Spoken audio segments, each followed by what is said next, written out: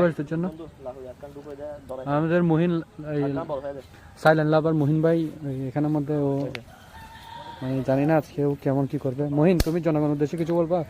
আজকে আমরা করতেছি যে পিকনিক। আসর কুরুগুস্ত।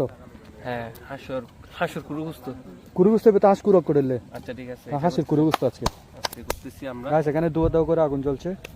আমরা আগুন জ্বালাই দিয়েছি। সাবির, তুমি কিছু বল আমাদের দর্শকদের উদ্দেশ্যে। আগুনটা ধরাইতে অনেক কষ্ট হয়েছে।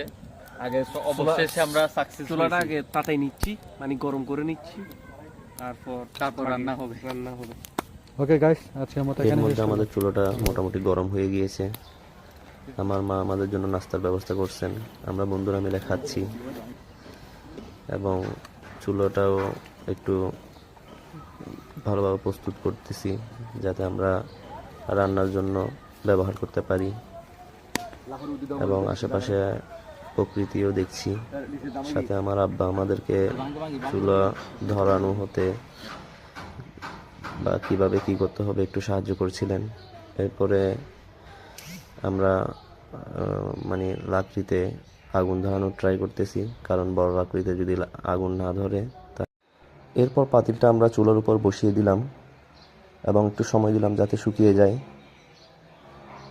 এবং আমরা খুব উৎসাহিত ছিলাম, কারণ এটা আমাদের অনেক দিনের প্ল্যান ছিল।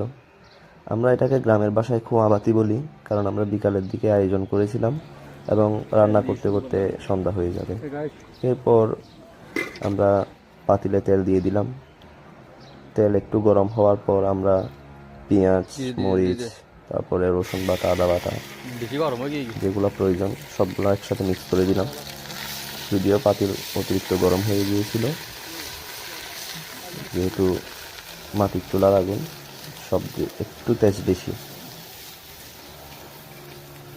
আমরা চেষ্টা করছিলাম আমরা নিজেরা যতটুকু পারি সেই সাধ্য অনুযায়ী রান্না করার জন্য, কারণ এটাই মজা গ্রামের বাড়িতে, এটাই মজা শীতকালে।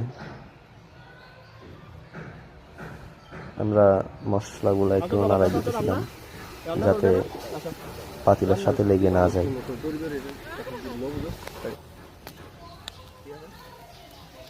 এরপর পেঁয়াজ, মরিচ, আদা বাটা, রসুন বাটা এগুলো একটু তেলে ভেজে নেওয়ার পর আমরা হলুদের গুঁড়ো, এরপর মরিচের গুঁড়ো,